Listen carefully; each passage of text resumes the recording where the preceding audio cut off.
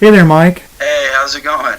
Oh, it's going great, man. So, Clairvoyant is exactly a week out from release, and I've been keeping track of the webisodes. They seem very enthusiastic about the direction this record has gone.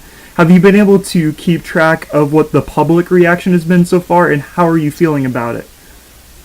Yeah, I keep a pretty good eye on it because everything we've released so far is based off music videos, and I produce the music videos, so I kind of have a double interest in what the audience thinks, and it's been a pretty positive reaction. Obviously, there's going to be some people that dislike it, but it's been overwhelmingly positive. That's fantastic to hear, and I'm thoroughly impressed with the fact that you also handle the music video direction. You do an amazing job, and I can tell that you have a very cohesive vision for everything that goes into this album cycle. Oh, thank you. How long have you been handling the direction for the music videos? Since I joined the band, so like Language One music video and all the stuff from Language. The only difference is now, since I've kind of honed in on the craft a bit, I can be even more hands-on. Essentially, I learned it just because there was always like artistic things that we wanted out of our music videos. This is even in prior bands that I was in, but we didn't know the language. We didn't know how to really communicate what we wanted, or we didn't really know how to, execute it either. So now, over the last 4 years or so, I've been very hands-on, and now like the studio updates, I did all those from scratch. The scoring, the actual filming and the editing, and then with the music videos, I usually bring in a director and a crew, and then I just produce it and kind of overlook the whole thing. Wow, that's incredible. And as I said, you do a great job with it. I find it very interesting that you use the word language. At first I was like, that's a great pun. But then I realized how you used it, and you said, we didn't have the correct language yet to do these things. Could that maybe be said for the band as a whole, pre-language? Yeah. It's one of those things where we're constantly evolving and constantly finding new ways to communicate, whether it be through music or visuals or, the package of both, which is a music video. So it's, and we're experimenting constantly, and we're finding new inspiration. So the language is always changing. That's really cool. Now, how has Clairvoyant progressed this idea forward in your mind? So in our mind, the way we wanted to progress with this album is, and it kind of happened naturally because we had more time to write this cycle. So we kind of wanted to just focus more on songwriting and being a little more subtle in our technicalities. So, we do a lot of odd time signatures to begin with, and now on this album, I feel like we kind of hit a stride on doing that, but making it not so obvious. So your average listener can still enjoy it, and then somebody who's a little more in depth with music theory can kind of start peeling the layers back and seeing what's underneath. It's a very balanced album in that way, and it's something I cited in my review for Metal Wani, was that it does have more of an accessibility, but there's depth hidden for those who want to find it, and I feel like that's why the album is so clever. I really think that if people aren't digging it yet, in the next couple of months and maybe even years, they'll come back to it and they'll say, wow, this is so much cooler than I remember it being. Yeah, well, that's the thing about music too, is it's not always meant to serve the listener at that given time, because we have to release an album at a certain time, so maybe they're not ready for it, maybe their listening has evolved past what our musicianship has gone to. But either way, I didn't start listening to the Beatles till later in life, and that's a band who I think is very, very clever in their songwriting and how technical they are in terms of like their chord compositions and just the arrangements that they do. I couldn't agree more, and that's a band that's kind of looked on as simplistic by some people, but I really don't think so. If you look at their career, it's anything but, and they underwent some very interesting transitions similar to your band. Yeah, and what's crazy about the Beatles is they did all that in like 6 years. That's the craziest thing to me about the Beatles, is their whole catalog basically came out in a very short span of time.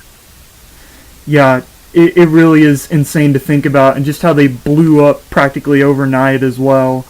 But, you know, sometimes you're that lucky, sometimes you're not, and you have some underrated characteristics in their discography as a whole, but they're overall looked on as like a fantastic band, obviously. Oh yeah, absolutely. They definitely get the credit they deserve on a massive scale. But I do think they get overlooked by some people who are a little bit more snobby towards the technicality aspect, just because it's not very show offish. Yeah, it's interesting you say that too, because with your band and your fan base, I feel like it's been the polar opposite. They're thinking, well, it's not as complex now, but if you look for the layers, they're there.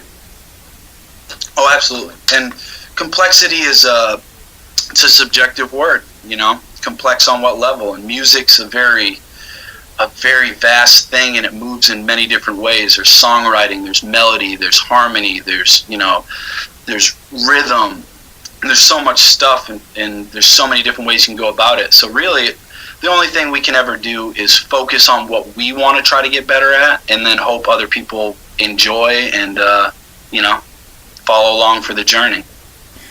I absolutely agree, and I think you're doing a great job so far. I really do. Now I wanted to ask you, thank you. Now I wanted to ask you, what does Clairvoyant as a record and as just a meaning that was put into the record mean to you personally?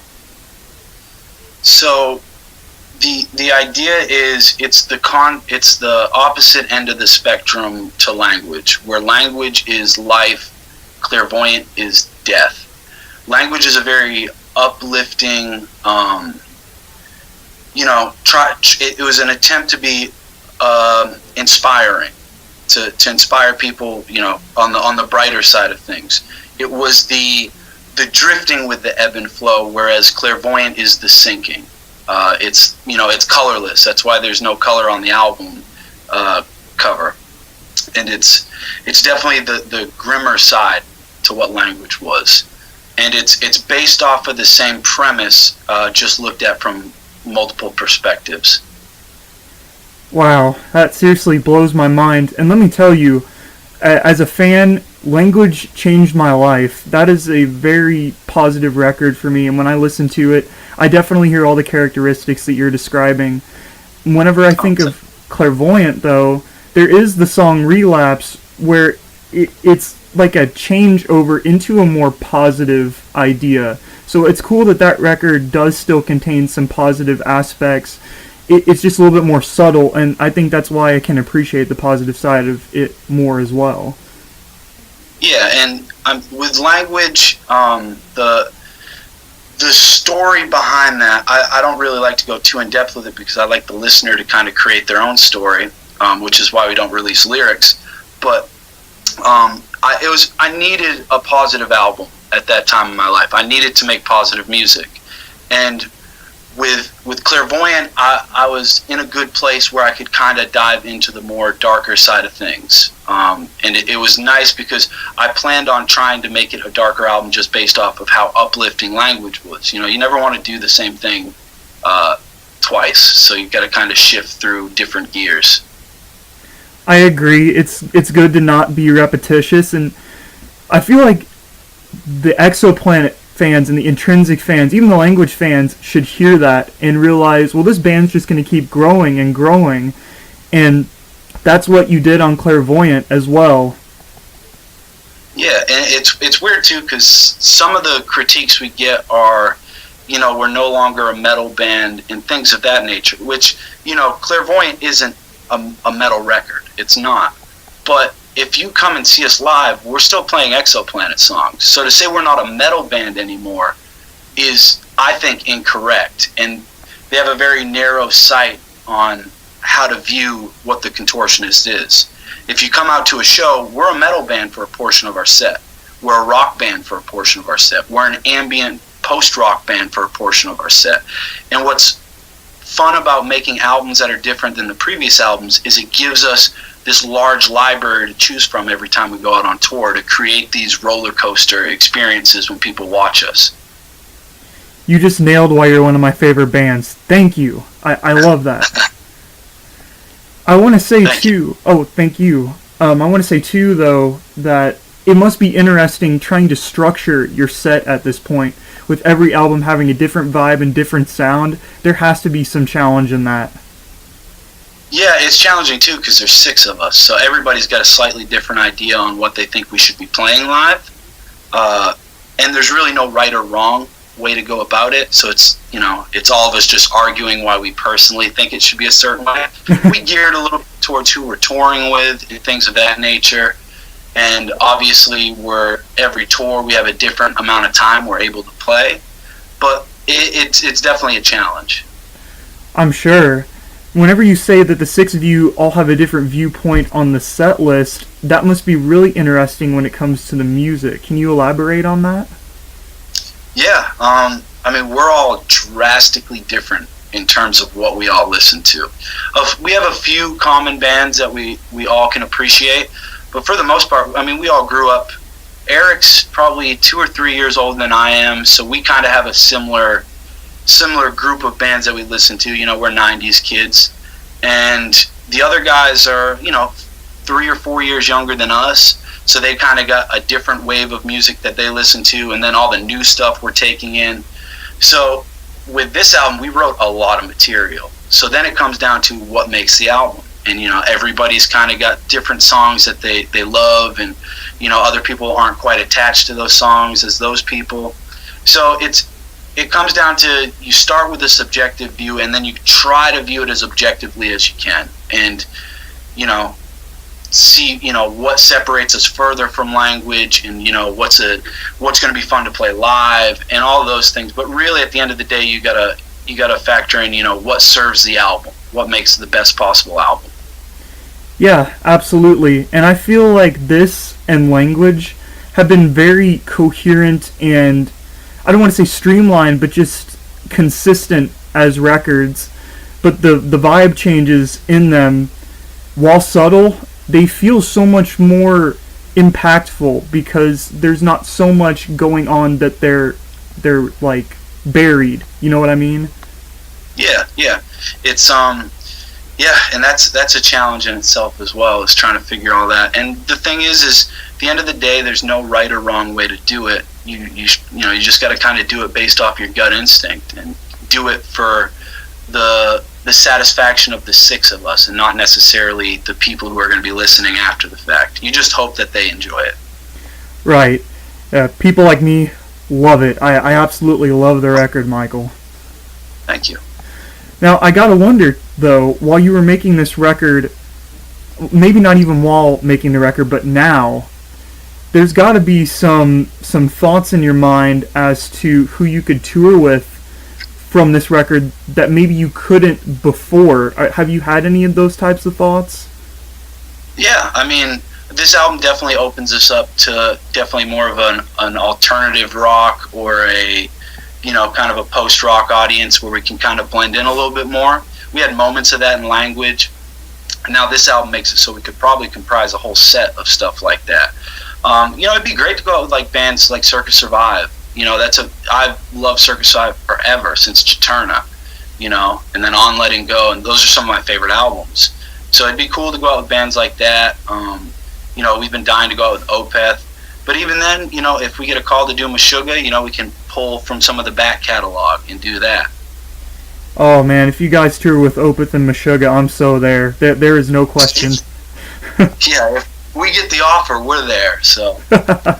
Well, hopefully, that's who I'm showing up for as well. Yeah, and it's one of those things where, all you can do is do your best and hope the opportunities and the fans come. I'm sure they will, especially if you're getting on big tour bills like that. And even if you don't, the fans of those bands are going to find something to appreciate about the Contortionist, and that's a great scenario. Yeah, it's good with bands like that anyways, because their crowds are always very open-minded. I think so too. The common stipulation is that, and it's the same thing with the Contortionist, all the fans of those bands love one specific or two specific records, and they're not much for the rest. But no matter what, just based off the one or two records where they feel like the band peaked or were at their creative high, they're still going to support them and come out to their shows, and I think that's really cool. Yeah, it's a very interesting scene in that way, is that even if they put out an album that they don't quite appreciate as much as the others, that they're still committed to the band, and they appreciate the music that they did give at a certain time. And that's the way you got to look at music, is you can't be negative because a band wrote an album you didn't like. That's a terrible way of thinking, and that's a very selfish, entitled way of thinking. So you just got to appreciate what they did and be happy that they're still making music. I absolutely agree.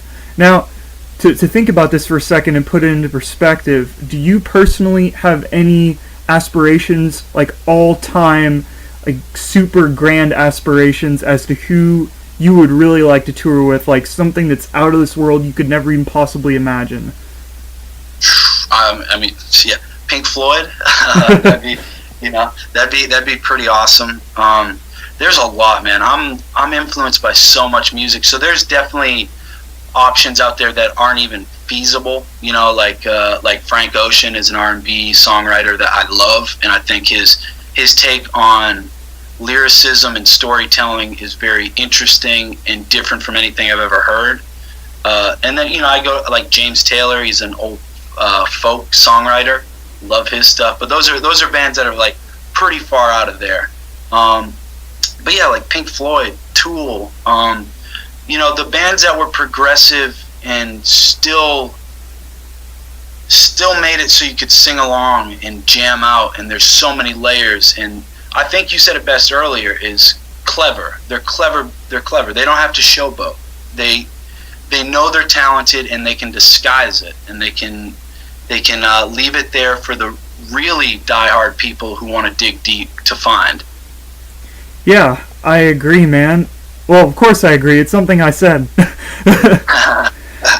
It's funny you mentioned that, though, because every artist that you mentioned there, I can absolutely hear really clearly an influence on Clairvoyant.